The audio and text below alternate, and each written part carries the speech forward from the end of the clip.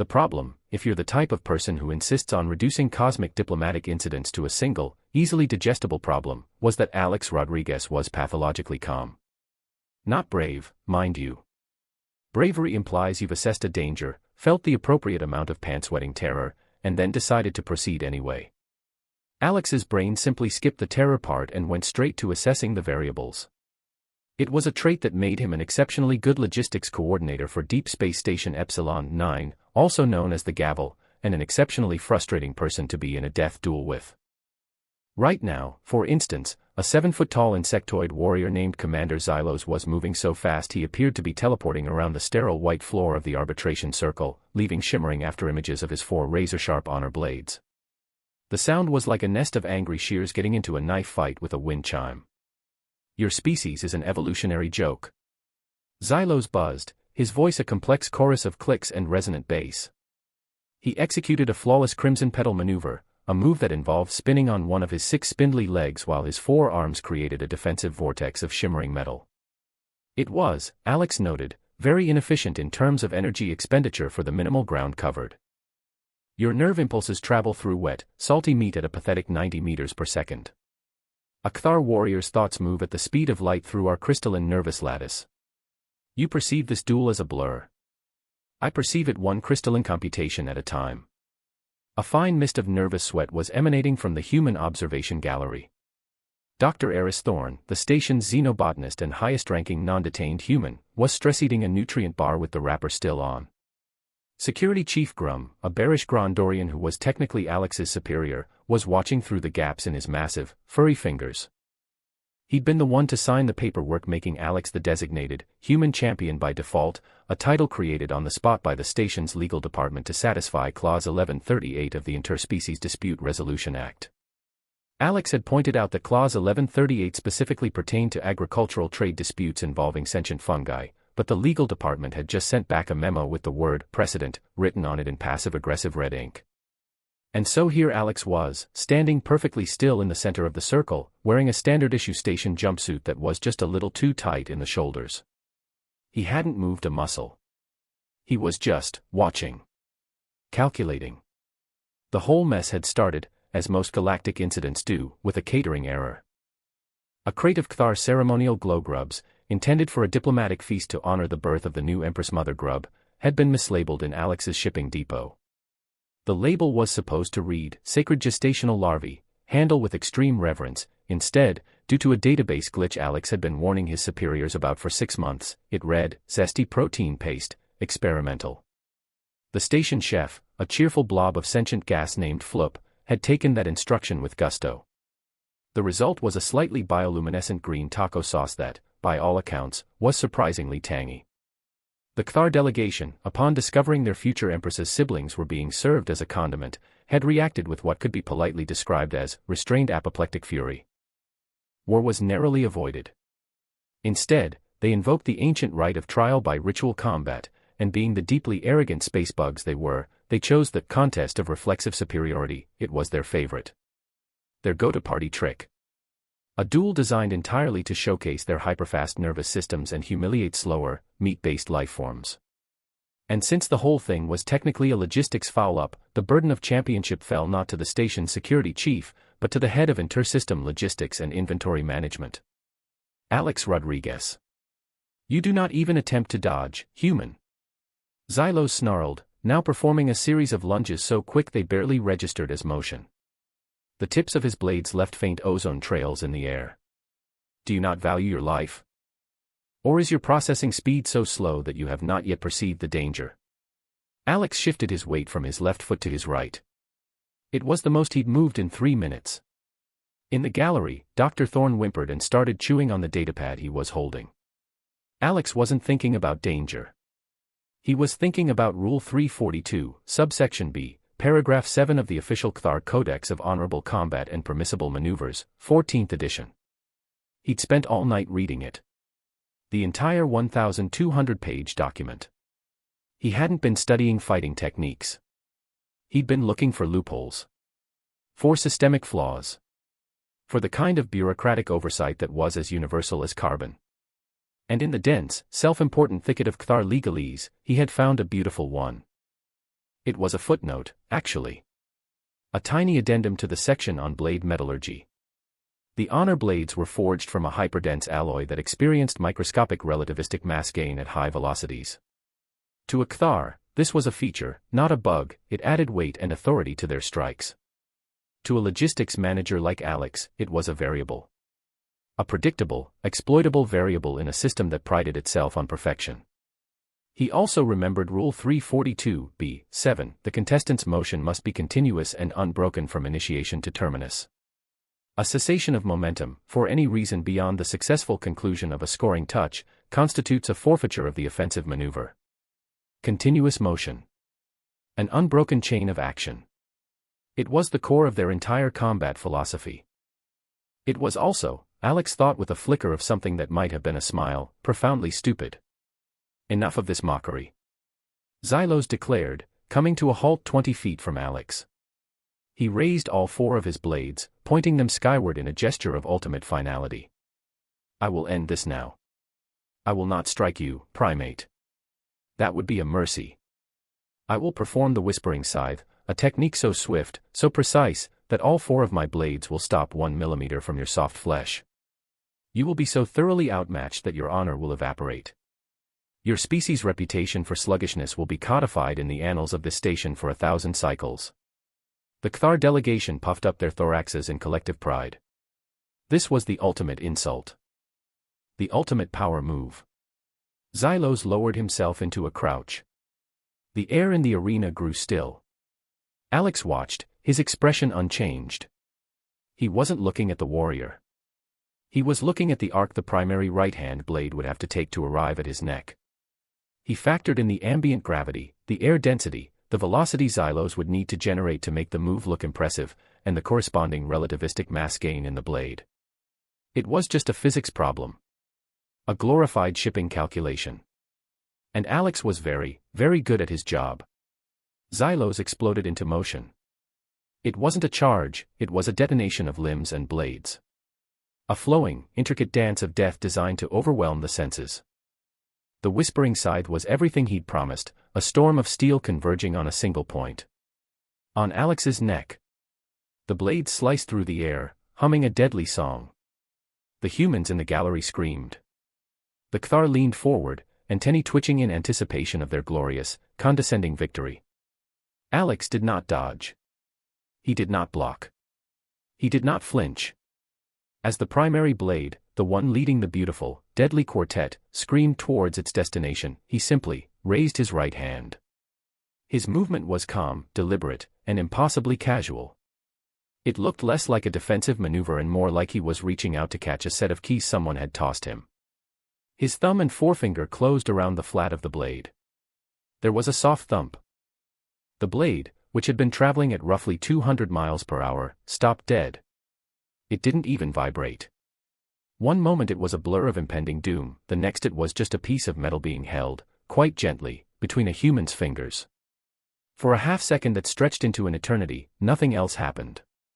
The universe seemed to be holding its breath, waiting for the other three blades to complete their lethal journey. But they couldn't. Xylos's entire body, his entire crystalline nervous system, was committed to the continuous and unbroken motion of the form.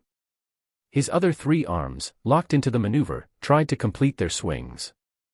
With the primary arm now anchored to an immovable object, namely, a calm human who had correctly calculated the force required to halt it, Xylos's intricate choreography of death collapsed into a slapstick routine of failure. His body twisted like a pretzel. His other three blades, their trajectories now hopelessly compromised, clanged awkwardly against each other. His 6 legs got tangled up. With a squawk of pure, undiluted shock, the great commander Xylos of the Kthar Imperium stumbled, pinwheeled his free arms, and fell flat on his chitinous backside with a resounding clatter. Silence. Absolute, profound, galaxy-shattering silence. Alex stood there, still holding the blade. He looked down at the sprawled, flabbergasted warrior, then gave the blade a little experimental wiggle. It was, as he'd calculated, surprisingly heavy. He looked up at the floating, crystalline entity that served as the duel's official arbitrator. Rule 342, subsection B, paragraph 7, Alex said, his voice as level as if he were confirming a delivery schedule. Cessation of momentum. Forfeiture of the offensive maneuver, he let go of the blade. It clattered to the floor, finally breaking the spell. In the gallery, Dr. Thorne had fainted, slumping into a heap of tweed and existential dread. Chief Grum was just staring, his mouth wide open, a half-chewed clawfungus cracker falling from his lips in slow motion. The Cthar delegation looked like someone had just explained the concept of abstract art to them using only interpretive dance. They were utterly, completely, and philosophically broken. Xylos, still on the floor, just stared up at the human. His multifaceted eyes blinked, all of them, one after another. He had processed the duel at the speed of light, and even with all that processing power, his brain could only come up with a single, repeating error message, does not compute. The silence was finally broken by the station's public address system, its cheerful, automated voice blissfully unaware of the diplomatic crisis it had just witnessed being averted via loophole. A reminder to all personnel, it chirped. Taco Tuesday has been moved to Wednesday this week due to the unforeseen zestiness of the special sauce. We apologize for any existential inconvenience. Jurisprudence Unit 734, the crystalline arbitrator, hummed for a full 30 seconds, its internal processors glowing with the furious light of 1,000 legal queries. It was a being of pure logic and protocol, and what had just happened was, to its orderly mind, like dividing by zero while simultaneously trying to parallel park a nebula. It had no precedent for catching. The Cthar Combat Codex had sections on parrying, dodging, blocking, and even a bizarrely specific chapter on honorable self-disembowelment to avoid disgrace, but the concept of simply reaching out and stopping a blow was completely absent. It was like trying to find a rule for what happens if one of the contestants suddenly turns into a flock of birds. Finally, a thin, precise beam of light projected from the arbitrator onto the dueling floor, illuminating the text of the rule Alex had quoted. Rule 342b-7, the contestant's motion must be continuous and unbroken. A cessation of momentum constitutes a forfeiture. The Cthar delegation erupted. A trick, shouted a particularly ornate one with a shimmering purple carapace. A dishonorable human deception. He did not best the commander in reflex. He cheated with physics. Alex raised an eyebrow. Is physics against the rules? He asked, genuinely curious. I didn't see it mentioned in the appendix on forbidden techniques, next to the part about psychic attacks and weaponized pheromones. Jurisprudence Unit 734 hummed again, this time with a note of finality. The human's query is valid. The Codex does not prohibit the application of Newtonian mechanics. The commander's offensive maneuver was, by definition, ceased. The human did not initiate an attack, nor did he break any procedural statutes. The ruling stands. Point to the human representative. As this was the final contest, the duel is concluded. The grievance is settled in favor of Team Human. The term Team Human seemed to cause the arbitrator a moment of computational distress, as if it had been forced to use slang. Xylos slowly, painfully, picked himself up. His pride was clearly more damaged than his chitin. He stared at Alex, not with anger, but with a deep, profound confusion that rattled him to his very core. How? He buzzed, the word barely audible. My strike was perfect. The velocity, the arc, no organic being could have tracked it, let alone intercepted it. The coefficient of friction on the dueling platform is 0.82, Alex said, as if explaining why a shipment was delayed. Your initial lunge displaced approximately 12 cubic meters of air. Factoring in the blade's alloy composition as described in footnote 11 gamma of the Codex, the relativistic mass gain at your target velocity of 887 meters per second put the blade's effective weight at 34 kilograms at the moment of impact. It wasn't a matter of reaction time. It was just a matter of applying approximately 300 newtons of force at the optimal fulcrum point to counteract its momentum. It's basic physics. He might as well have been speaking ancient Sumerian. Xylos and his delegation just stared, their antennae drooping in shared bewilderment. They were warriors. They understood honor, speed, and the elegant brutality of a sharp edge. They did not understand fulcrums. They did not understand coefficients. The human hadn't defeated them with warrior spirit, he had defeated them with a word problem. It was the most humiliating thing that had ever happened to their entire lineage. The lead Cthar diplomat, the one with the purple carapace, stepped forward. His name was XY Lar, and he was Xylos's political handler, a creature who radiated the oily smugness of a bureaucrat who had never seen a real fight in his life. He had been so sure of this outcome. This victory is a mockery of our traditions. Xylar hissed. While the human may have satisfied the literal interpretation of the duel's rules, he has failed to address the spirit of the grievance. The insult to the Empress Mother Grub remains. Our sacred lineage has been emulsified. Alex sighed. This was the part of his job he hated. The part where things stopped making sense and started being about feelings and honor. You could never quantify honor on a spreadsheet. Look, Alex started, trying for a conciliatory tone. It was a mistake. A clerical error. We filed the appropriate incident reports, and I can assure you the glitch in the inventory system is my #1 priority as soon as I'm done here.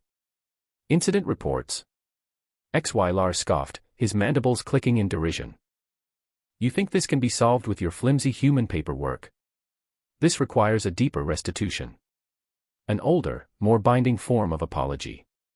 He drew himself up to his full height, which was still a head shorter than Xylo's but somehow more intimidating.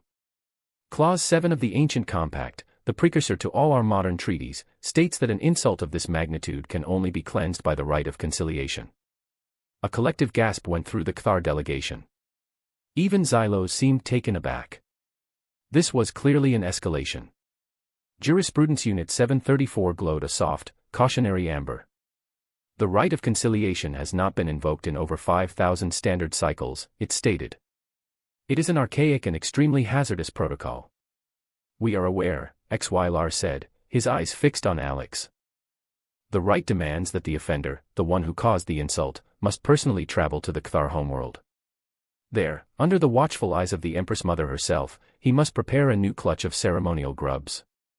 He must follow the 1,000-step ritual of purification and seasoning perfectly.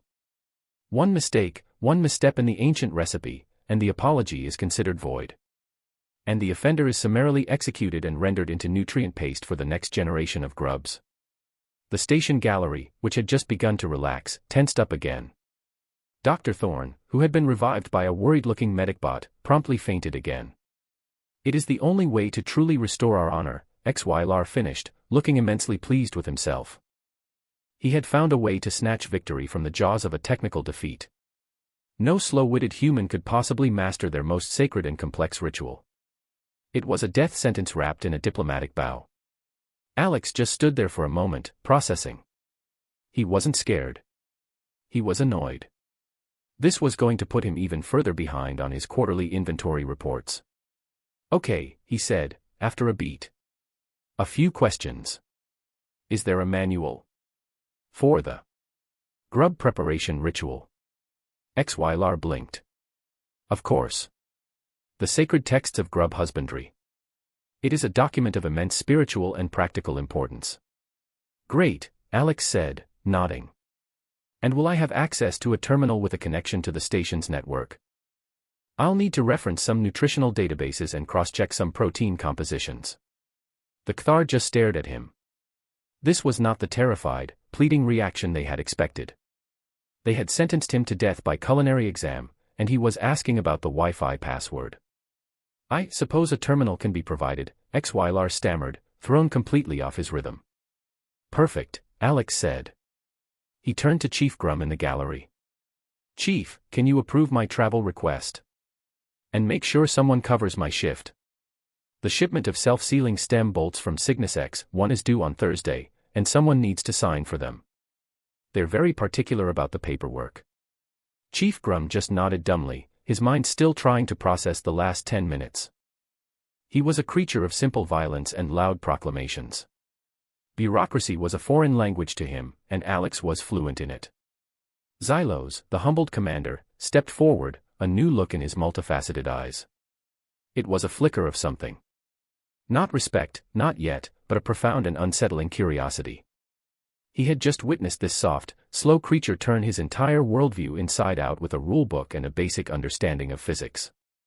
Now, that same creature was about to walk into the heart of the Cthar Empire to perform their most sacred rite, and his primary concern was covering his shift. I will escort the human, Xylos announced, his voice regaining some of its command authority.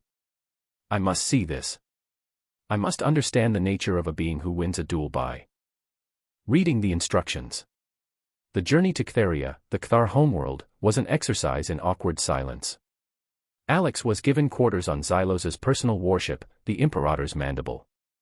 It was a vessel designed for intimidation and conquest, all sharp angles, dark corridors, and the faint, unsettling smell of ozone and warrior-caste musk. The crew, all 7-foot-tall insectoids armed to the teeth, gave Alex a wide berth, whispering to each other in clicks and whistles whenever he passed. They treated him like some kind of terrifying space wizard who had defeated their commander with an unspeakable form of logic magic. Alex, for his part, spent most of the 3-day journey in his small, metallic room, hunched over a datapad. The Cthar had, as requested, provided him with a digital copy of the sacred texts of grub husbandry. It was even worse than he'd feared. The document was less a recipe and more a philosophical treatise that occasionally mentioned ingredients.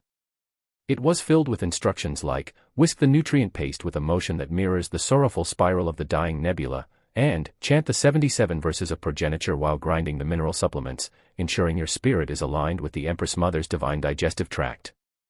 It was, Alex concluded, the most inefficiently written instruction manual he had ever seen.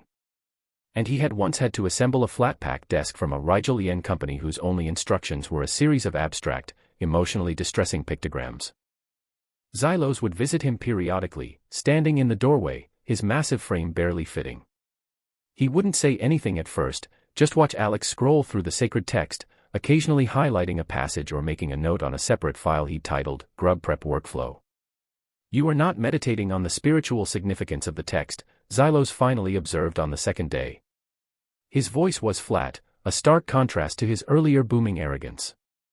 I'm trying to figure out the correct ratio of protein to carbohydrates in the larval nutrient slurry, Alex replied without looking up. Verse 34 says to add, a measure of ground crystal equal to the sorrow of 1,000 generations, which is not a standard unit of measurement.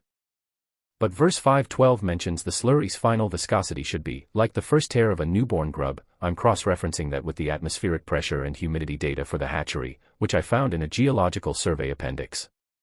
I think I can extrapolate a workable metric. It's about 14 grams of crystal per liter of slurry, give or take. Xylos just stood there. The human was treating their holy scripture like a flawed technical document that needed peer review. He was reverse engineering their religion. You do not fear the right? Xylos asked, a genuine question. You do not fear death? I'm more concerned about the potential for systemic failure, Alex said, finally looking up. The instructions are vague and open to interpretation. That leads to inconsistent outcomes. If you're trying to produce a standardized ceremonial grub, you need clear, quantifiable steps. This whole process is a logistical nightmare. Honestly, I'm surprised your species has survived this long. He immediately went back to his datapad, leaving Xylos to grapple with the casual, devastating critique of his entire culture's most sacred tradition. The commander felt a strange, unfamiliar sensation. It was the chilling suspicion that the human was not only unafraid, but was actually, in his own weird, obsessive way, enjoying himself. He had been given a new system to analyze, a new puzzle of inefficiency to solve. On the third day, as they entered orbit around the smog-choked, hive-pocked sphere of Ctheria, Xylos tried a different approach. On my world, strength is valued above all, he said, standing over Alex's shoulder. Speed. Power. The will to dominate. These are the virtues of a warrior. That's one way to run a system, Alex conceded, tapping at his screen. But it's not very scalable. What happens when you encounter a problem you can't punch? Or a problem that's faster than you? We evolve, Xylos stated proudly. We become stronger. Faster. Or, Alex countered, you could just read the manual, find the loophole, and not have to punch it at all. It saves time. Less paperwork in the long run, he highlighted another verse. See this. The grub must be bathed in the sacred waters of the underhive spring, but it doesn't specify for how long. And a hydrological report from your own science council, which I found buried on your public network, by the way, your firewalls are a disgrace, says that spring has a mineral content that can be toxic to larvae if exposure exceeds 30 minutes. Have you been having issues with grub mortality rates? Xylos's mandibles parted slightly. The mortality rate of the last few clutches had been a closely guarded secret, a source of great shame for the hatchery priests. They had assumed it was a sign of their spiritual failing. They had responded by chanting louder and whisking with more sorrow. "How could you know that?" Xylos demanded. "It's just data," Alex said with a shrug. "All systems have inputs and outputs. Rules and variables. Doesn't matter if it's a shipping manifest, a duel, or a religious ceremony. You just have to find the pattern." He stood up and stretched. "Anyway, are we there yet? I'd like to get this over with. I'm starting to get behind on my emails." Xylos looked out the viewport at his homeworld, the heart of his mighty, honor-bound empire. For the first time in his life, he felt a sliver of doubt. Not in his strength, or his honor, or his empress. He doubted the very system he was built to defend. Because a small, soft primate with a datapad was walking into the heart of their world not as a penitent, but as an auditor. And Xylos had the sinking feeling he was about to find their entire operation was not up to code. The sacred hatchery of the Empress Mother was less a room and more a cathedral carved into the living heart of the planet. The air was thick with the smells of damp earth, exotic pollens, and a cloying sweetness that Alex's datapad identified as larval pheromones. Bioluminescent fungi cast a soft, ethereal glow over everything, illuminating massive, pulsating egg sacs that lined the cavern walls. In the center of it all, enthroned on a dais of polished obsidian, was the Empress Mother herself, a creature the size of a city bus, all shimmering, translucent flesh and slow, majestic undulations. Her only visible feature was a set of thousand-faceted eyes that regarded Alex with ancient, unreadable intelligence. Surrounding the central workspace was a gallery filled with the Cthar elite, priests in elaborate chitinous vestments, warriors in gleaming armor, and bureaucrats like Xylar, who looked smugger than ever. Xylos stood near Alex, his posture rigid, a silent, conflicted observer. In front of Alex was a workstation of polished stone, laid out with an array of bizarre utensils, obsidian knives, crystal bowls, whisks made from the braided antennae of some extinct creature. And, in a temperature-controlled container, was the clutch of glow grubs. They were the size of Alex's thumb, pearlescent and wriggling faintly. They were, he had to admit, kind of cute. Let the rite of conciliation begin. Xylar boomed, his voice echoing through the vast cavern. "Human, you may consult your scriptures. But know that the Empress Mother sees not the text, but the intent in your spirit. One false move, one flicker of disrespect, and your life is forfeit." Alex ignored him. He placed his datapad on a small stand he'd requested, displaying his grub prep workflow checklist. He'd translated all the poetic nonsense from the sacred text into a series of clear, actionable steps. Whisk with sorrow had become, agitate slurry at 60 revolutions per minute for 3 minutes, bathe in sacred waters, was now, submerge larvae in mineral solution for 22 minutes, monitor for discoloration. He put on a pair of sterile, station-issue nitrile gloves, which caused a fresh ripple of confused murmuring among the Cthar. He began to work. He was methodical, precise, and utterly devoid of the spiritual fervor the rite demanded. He didn't chant the 77 verses of progeniture, he had his datapad play them as a low-volume audio file, treating it like background music. When he ground the mineral supplements, his spirit was not aligned with any divine digestive tract, it was focused on achieving a particle size of 50 microns, as recommended by his analysis of the grub's dietary needs. The Cthar priests were aghast. This wasn't a holy rite, it was a food safety inspection. He was treating their sacred grubs like a batch of questionable space yogurt. "This is sacrilege," one of them hissed. "He performs the motions, but his soul is empty." Xylos silenced him with a sharp gesture. He was watching Alex's hands, his economy of motion. It was the same calm, deliberate focus he'd seen in the duel. The human wasn't being disrespectful, he was being efficient. He was treating the survival of the grubs as the primary objective, and all the spiritual fluff as secondary, or even irrelevant. Then, Alex stopped. He was at step 412, the anointing of the final spice. He was supposed to sprinkle a pinch of iridescent, golden pollen onto each grub. But he was staring at the grubs, his head tilted. He then glanced at a small diagnostic monitor on the side of the grub container, a screen no one had probably looked at in centuries. It displayed the clutch's biometrics, heart rate, metabolic output, genetic drift. The Cthar saw it as a mere decoration, a relic of a more scientific age. Alex saw it as a dashboard. "Commander," Alex said, his voice quiet but clear. "Can you come here for a second?" Xylos stiffened, surprised to be addressed. He hesitantly stepped forward. "Look," Alex said, pointing at the monitor and then to the grubs. The monitor shows a slight elevation in potassium metabolism across the clutch. "And see that? On the third grub from the left. A faint, greenish tinge to its posterior segment. It's almost imperceptible, but it's there." Xylos squinted. He saw nothing but a perfectly healthy grub. "I do not see it." "It's there," Alex insisted. He pulled up a file on his datapad. "I've been running a passive diagnostic since I got here, cross-referencing their genetic sequence with the station's database on xenobiological contaminants. Your grubs have a minor bacterial infection. It's a variant of Bacillus cygnii, harmless to most carbon-based life, but the database flags it as having a specific corrosive effect on species with silicon-based neurotransmitters." He looked from Xylos to the massive Empress mother. "Like the Cthar. It's not fatal to the larvae, but if an adult, say, a very large and important adult, were to consume an infected grub." He didn't need to finish. Xylos felt a cold dread creep up his thorax. The recent mortality rates. The quiet whispers of the Empress mother's malaise. They had been poisoning their own queen, and their solution was to pray harder. "The final pollen," Alex continued, tapping his datapad, "the one I'm supposed to add. Its primary compound acts as a catalyst. It would accelerate the bacteria's growth tenfold. The anointing wouldn't be a blessing. It would be an activation switch." The priests and bureaucrats in the gallery couldn't hear this quiet exchange, but they could see the color drain from Xylos's carapace. "What do you propose?" Xylos buzzed, his voice tight. "I'm not going to add the pollen," Alex said simply. "Instead, I need a protein synthesizer. Or a well-stocked kitchen. Do you have any monosodium glutamate?"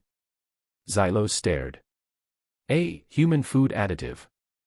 It's a salt of glutamic acid," Alex explained patiently. "The bacteria's cellular walls are uniquely vulnerable to it. A 2% saline solution with a high MSG content should neutralize the infection in about, 10 minutes. It will also, as a side effect, make the grubs taste slightly more savory. A win-win, really." The idea was so alien, so mundane, so utterly devoid of honor or ritual, that it broke something in Xylos's mind.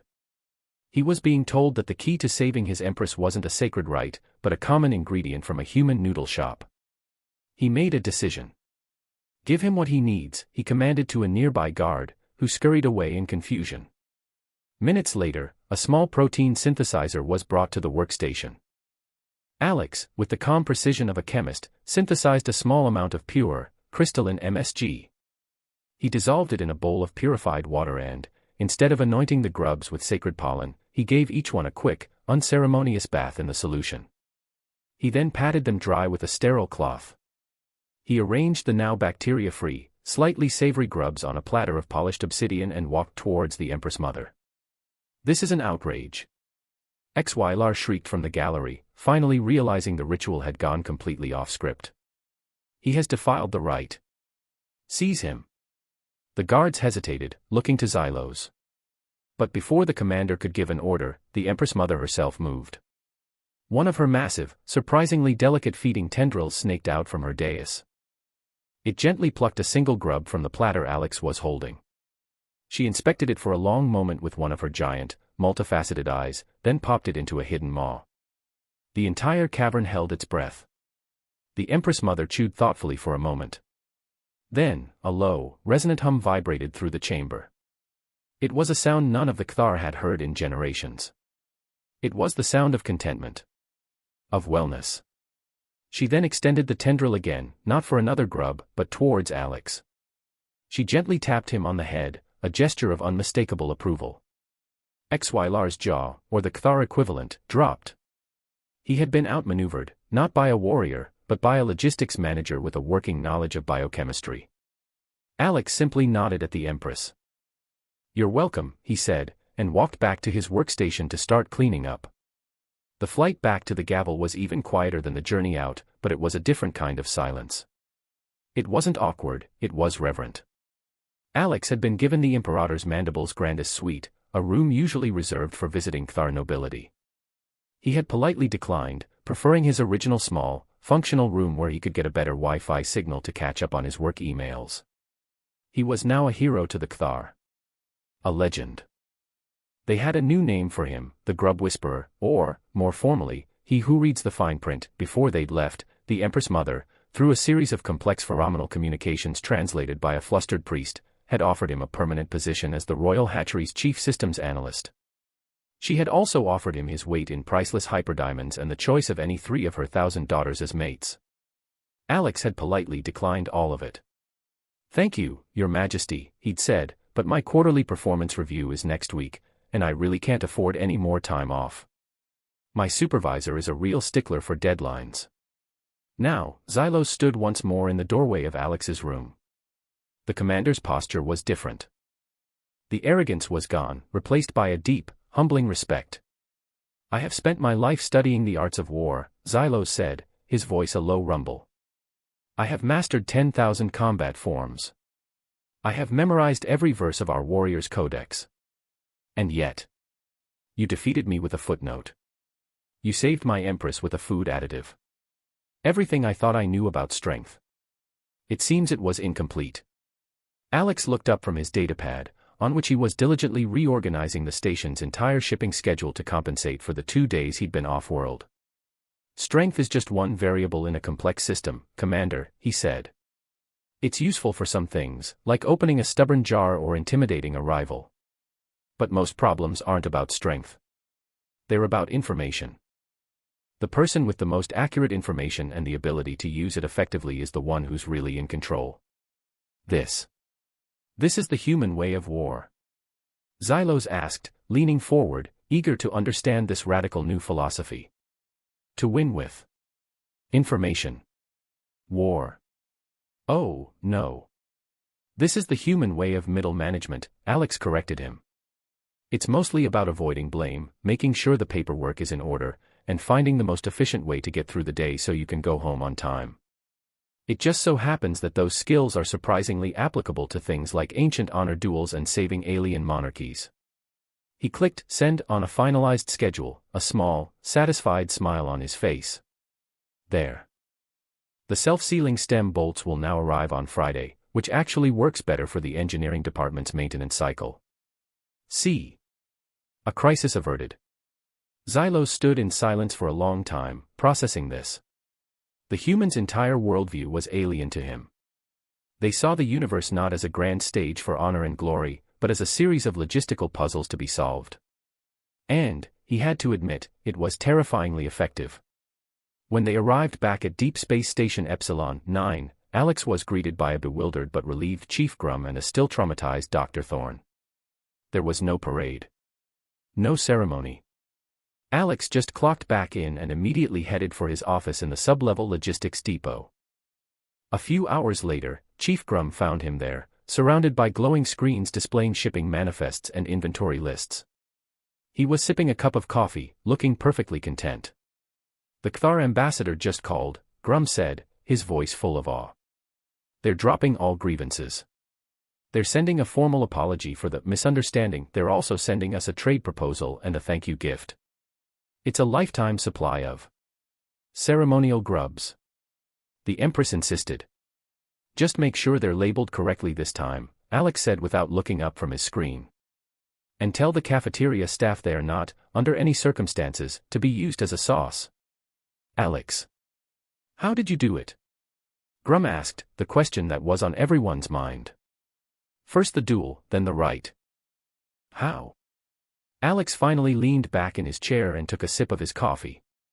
He looked at his boss, the simple, direct warrior who solved problems with his fists, and gave him the only answer he knew. "I read the documentation," he said. "Nobody ever reads the documentation." Grum just shook his massive head and walked away, leaving the human to his paperwork. The station hummed around him, a complex system of people and machines, cargo and commerce.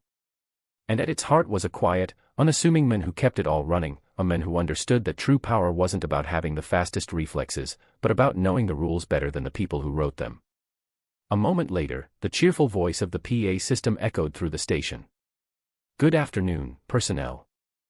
A reminder that Taco Wednesday is officially back on. Please note, the green sauce is a cilantro lime aioli. It is not, we repeat, not made from glow grubs. Enjoy your meal. Alex took another sip of his coffee. He had 3 more quarterly reports to file before the end of his shift. Everything was, for the moment, exactly where it was supposed to be. The system was in balance. And that, for Alex Rodriguez, was a victory far more satisfying than any duel.